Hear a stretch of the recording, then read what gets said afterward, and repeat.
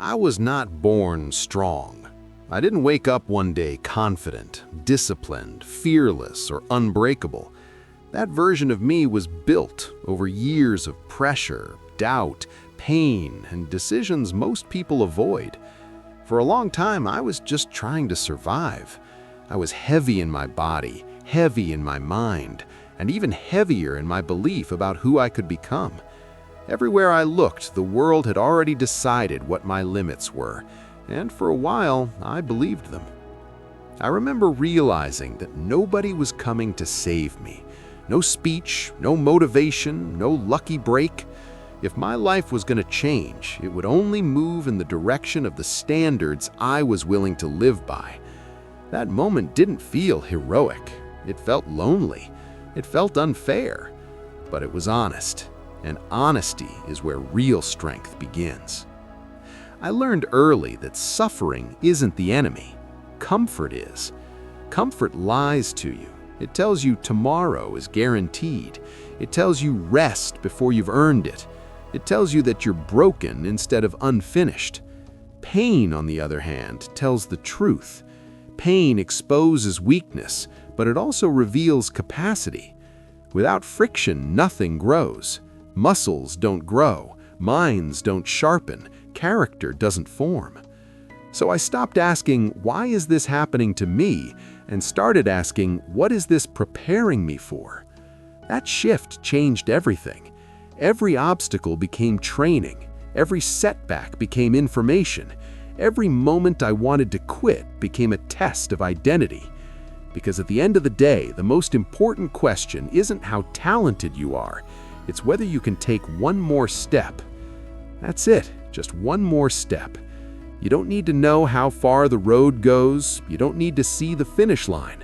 You just need to answer honestly, can I take one more step right now? And most of the time, the answer is yes. Real failure isn't collapsing. Real failure is choosing not to move when you still could. Most people never start their real journey. They live safely. They stay inside the lines they were shown as kids. They inherit fear and call it realism. They confuse dreaming with doing.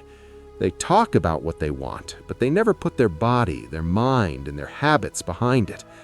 Talking feels good. It gives you dopamine without discipline. Action gives you progress, but it demands sacrifice. Belief doesn't come from words. It comes from evidence. You don't build confidence by staring in the mirror and lying to yourself. You build it by stacking proof. Proof that you showed up when it was hard. Proof that you kept going when you were tired. Proof that you didn't negotiate with weakness. Over time, those small wins become an unshakable foundation. When doubt shows up, you don't argue with it. You point to the work you've done.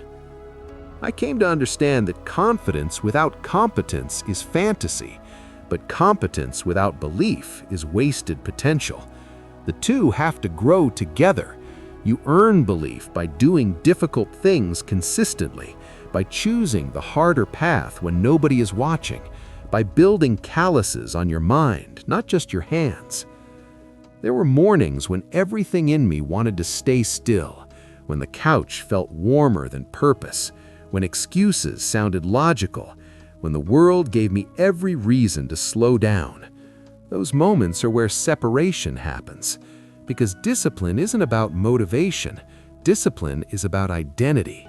It's about who you decide to be when no one is forcing you. That's where advantage is built, not in talent, not in luck, in the willingness to do what others refuse to do.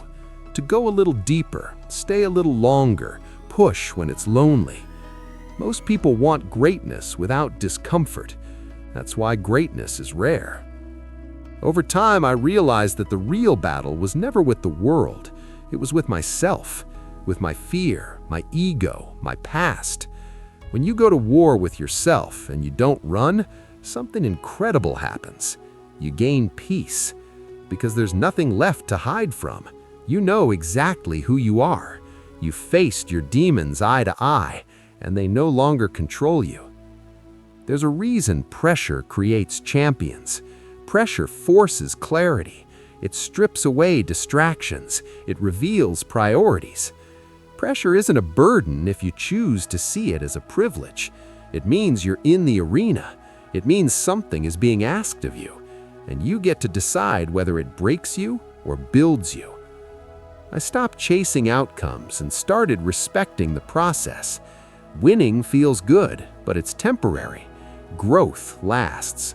Fulfillment comes from discovering what you're capable of, not from applause.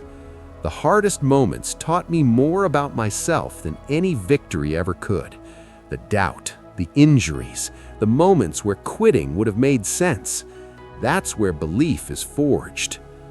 There were times I realized I had attached my worth to results, to being seen, to being enough in the eyes of others. And that's a dangerous place to live, because when the outcome controls you, you lose presence, you lose joy, you lose yourself. Freedom comes when you love the work more than the reward. Structure saved me. Discipline grounded me. Having something I could control when everything else felt chaotic made all the difference. Show up, train, do the work, eat right, sleep, repeat. Not because you have to, but because you choose to.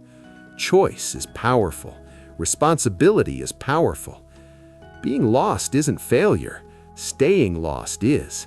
Sometimes losing direction is necessary to find a better one. At least when you're lost, you're still moving, still learning, still discovering.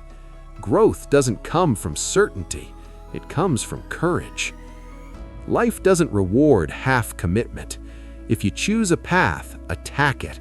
Don't crack the door open and peek inside. Step through it fully.